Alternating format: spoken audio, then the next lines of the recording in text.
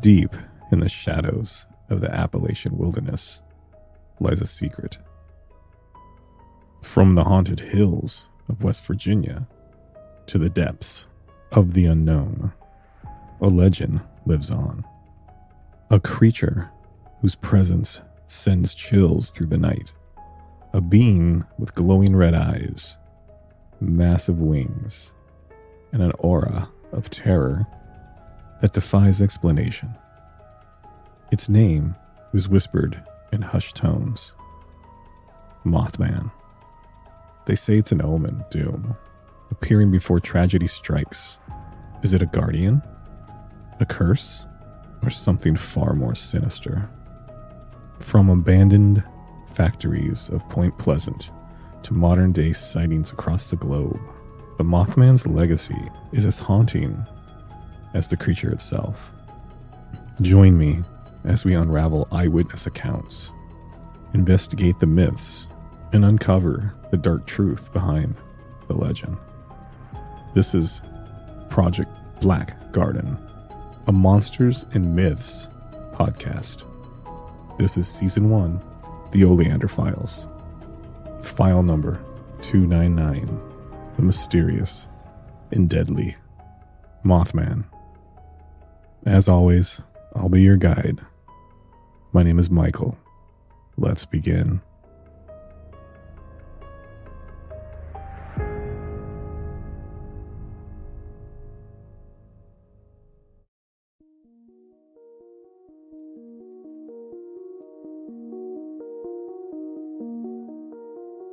The Mothman is a legendary creature rooted in American folklore, specifically associated with sightings in and around Point Pleasant, West Virginia, during the late 1960s. The story of the Mothman has evolved into a fascinating blend of cryptid mythology, conspiracy theories, and a cultural fascination. The origins of the Mothman began in 1966 with its first sighting, when two young couples reported encountering a large, winged creature with glowing red eyes near an abandoned TNT factory in Point Pleasant. The witnesses described the Mothman as being 6 to 7 feet tall, with a wingspan of 10 feet, gray and dark in color, and with large glowing red eyes. Its winged flight was reported to be smooth and unnerving. This infamous creature got its name from local newspapers, which dubbed the creature Mothman, more than likely influenced by the popularity of Batman at the time. Just over a year after the first sighting, on December 15th, 1967, the Silver Bridge connecting Point Pleasant to Ohio collapsed during rush hour, killing 46 people. That triggered some locals to begin associating the Mothman sightings with disasters, interpreting the creature as an omen of tragedy. That's led to different theories and explanations for this creature. Most believe it's a supernatural entity, the harbinger of doom, appearing to warn of impending disasters. Some believe it's an alien or interdimensional being.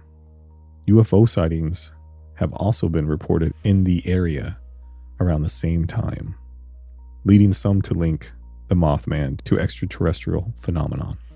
Cryptid or unknown species has always been on the table as well. Cryptozoologists suggest the Mothman could be an undiscovered animal, such as a sandhill crane.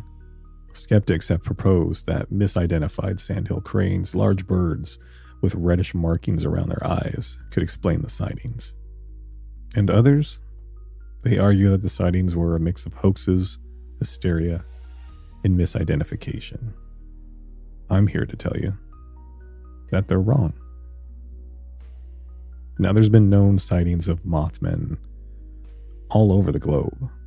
For instance, the Mothman was seen just before the Chernobyl disaster in April of 1986. They say that it's what led to the horrible meltdown that day. and is referred to as the Blackbird of Chernobyl. In Chicago, Illinois, in 2011, numerous witnesses have described a large, winged humanoid with glowing red eyes flying near O'Hare International Airport. This led the Chicago area to connect all the modern-day disasters and urban legends to the creature. In Germany, during World War II, miners reportedly encountered a terrifying winged creature blocking the entrance to the mine. The creature emitted an ear-piercing screech and scared the miners away. Soon after, the mine collapsed, and the workers credited the creature to saving their lives. Now, this story predates the American Mothman legend, suggesting a broader, global mythology. During the original Point Pleasant sightings in the 1960s, numerous residents also reported strange lights in the sky. This led some to believe that the Mothman is extraterrestrial or interdimensional, possibly appearing alongside UFO activity as a warning or a creepy observer. These Mothman stories seem to persist. They mix cryptid folklore, tragedy, and the supernatural, creating an enduring cultural fascination. But according to my uncle's journals, the Mothman is very real, and much, much more than what the stories tell you.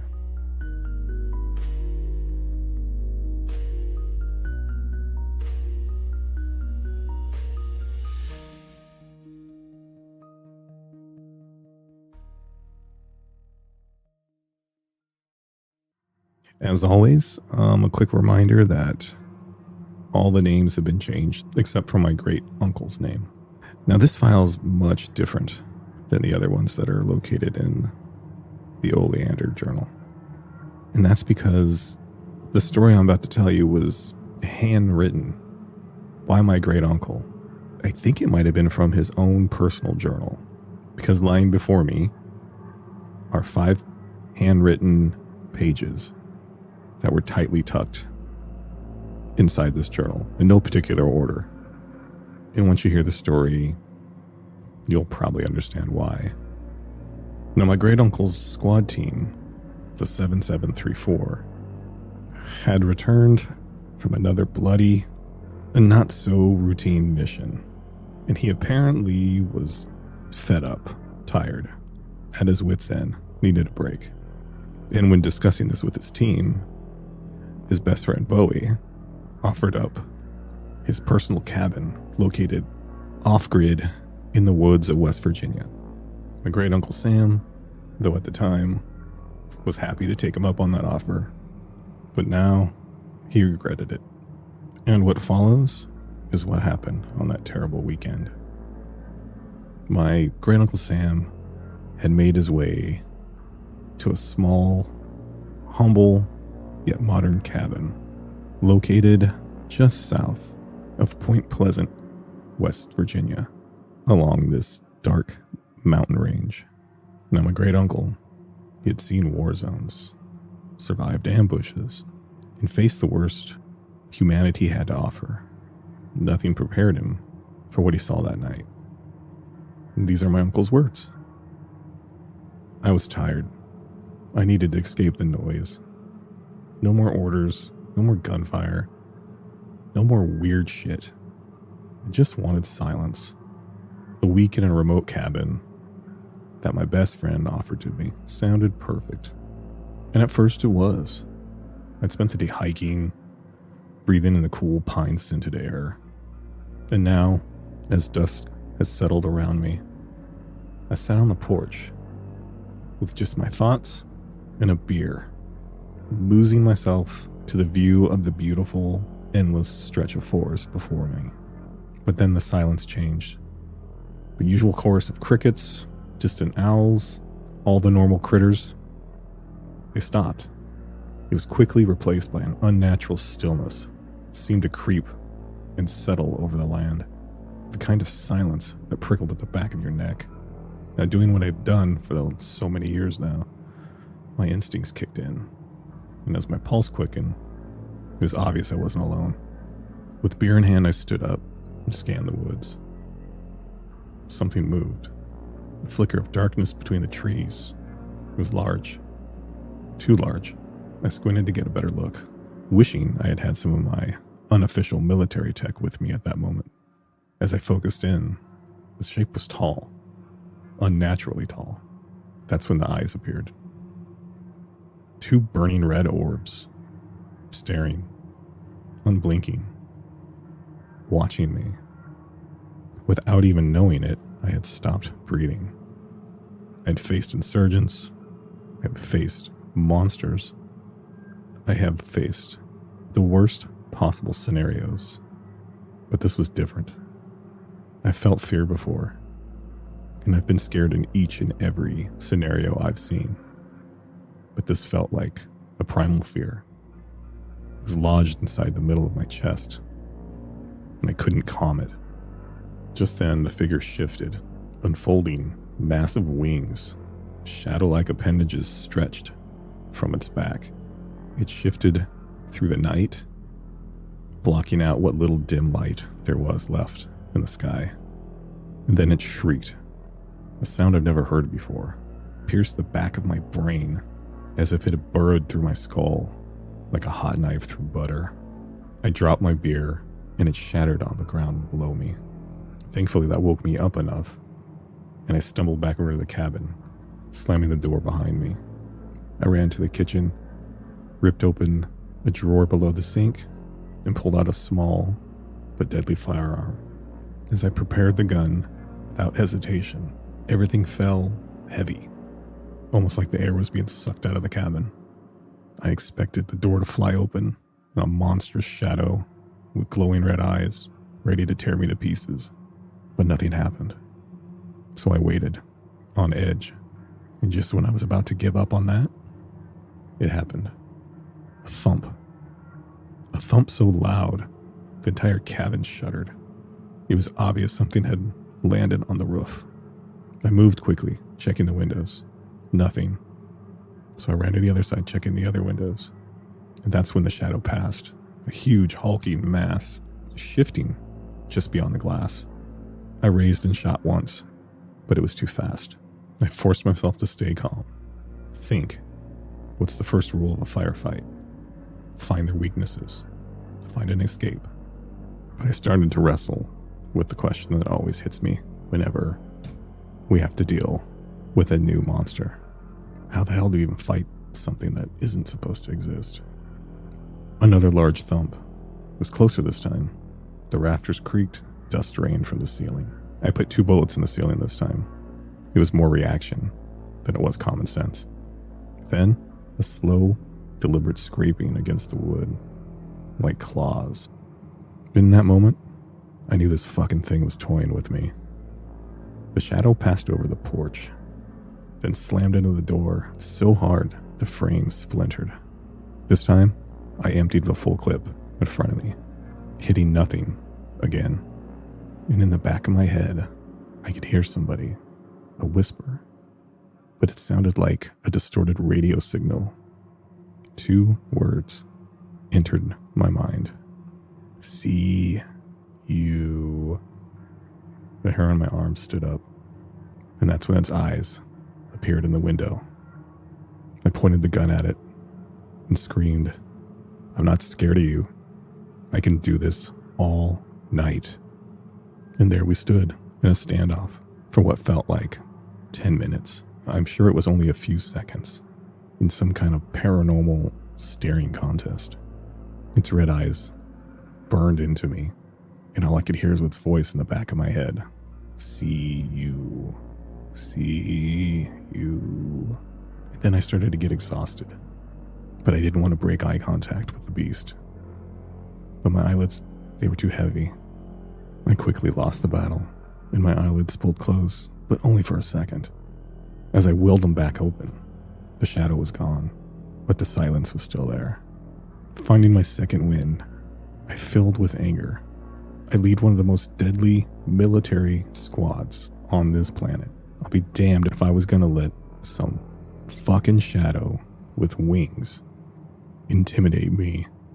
Quickly, I grabbed my keys and flashlight and bolted out the back door. I sprinted for my truck. I had barely made it there in 5 steps before the wind changed. Something seemed to be looming above me. The air shifted, pressed down with some unseen force. I looked up, already knowing it was back, and there it was. Its wings spread wide, eyes bleeding with the intensity of molten fire, just watching me.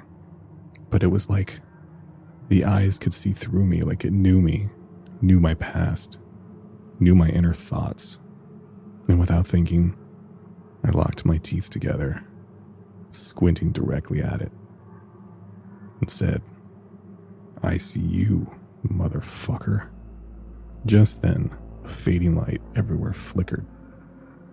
The truck seemed miles away from me now, and my body locked up. I wanted to scream, and for some reason, I wanted to run, but I couldn't move. And that's when it fell from the sky, descending down toward me like a blanket of black tar. And the last thing I remember seeing in that moment was the Mothman's eyes. I woke up the next morning on the ground. My truck door was open. I was still clutching the keys. The sun was up. Birds were chirping. All the usual sounds of a lovely morning in the mountains. I sat up and looked. There was no signs of struggle, no footprints, no shattered glass, but my fear was still there. Suddenly, the truck radio turned on without any prompt, and it was in the middle of a news cycle. Some special report had just come through. In Washington that morning, a military helicopter carrying 5 young soldiers had crashed unexpectedly. There seemed to be no foul play, and local authorities were on the scene trying to determine what happened. There were no survivors. After last night's events, it was the last news I wanted to hear. So I got up, reached over to turn the radio off, and just before I clicked the power off, the reporter had mentioned the helicopter's flight number, and it was CU-800N. See you soon. I ran inside, gathered my things, and left those woods behind me. Now, I never spoke about that night, not to my unit, not to my family, not to my future ex-wife. I've decided to live with what happened that night, and I know the Mothman was real and evil. That was all my great uncle wrote. But he did end these pages with a sketch of what attacked him that weekend. It's a picture of the Mothman from the view he had on the ground when it descended upon him. It must have been burned into his memory. I get the goosebumps just looking at the image. Beware the Mothman.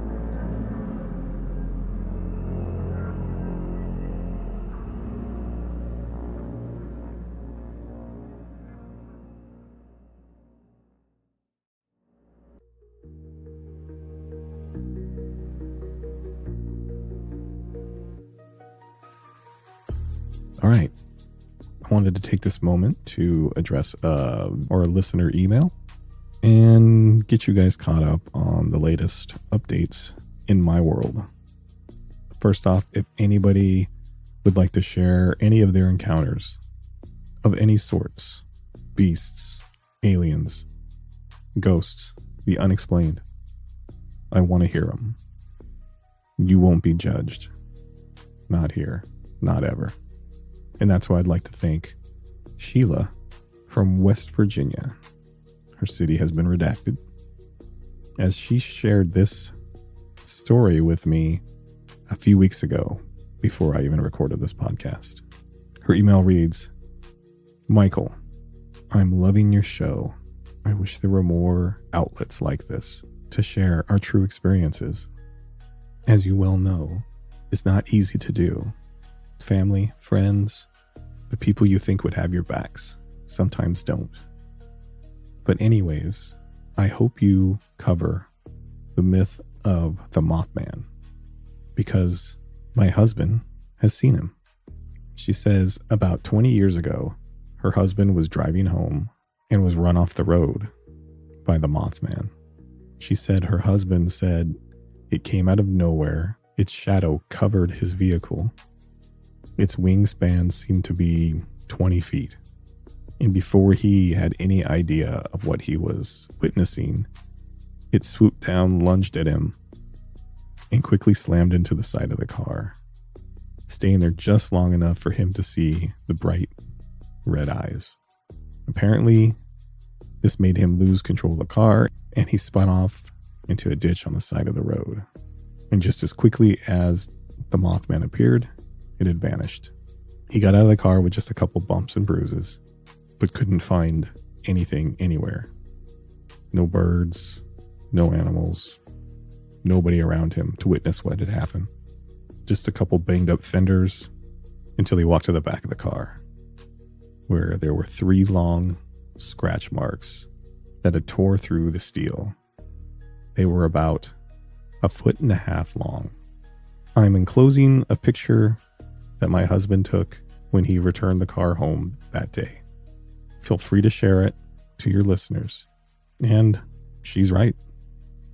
The damage on this vehicle looks very suspect and actually matches some of the stories in my uncle's files.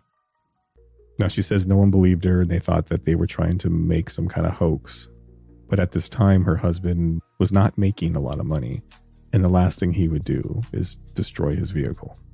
They didn't even share what had happened for over a year for fear of ridicule. And when they did, that's exactly what happened. And she continues, after realizing nobody was going to listen to us or believe us of what happened, we decided to give up on it. We had the car fixed, and we never talked about this to anyone other than ourselves ever again. I just wanted to say thank you, because when I was able to show this podcast to my husband, we hugged each other, and he said, finally, somebody may be ready to listen. Well, you're right, Sheila. I'm listening, and thank you again for reaching out. Please keep listening. I hope you enjoyed this episode, and I hope it backs up some of your experience. As always, everybody, you can reach out to me on any social, on Twitter and Blue Sky at Gardner Michael, or my direct email for now, pbgharvest@gmail.com, or feel free to comment wherever you stream this podcast. Let's discover the truth together.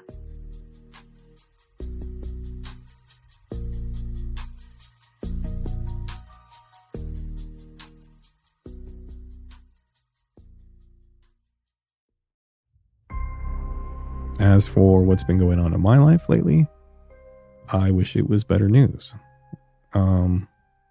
Not too much to discuss right now, but I'm trying to keep you guys in the loop as things happen. So keep following me on Twitter for instant updates. The gray van is a constant in my life now. And more often than not, it's parked in front of my house. And as soon as I leave the front door to confront it, it drives away.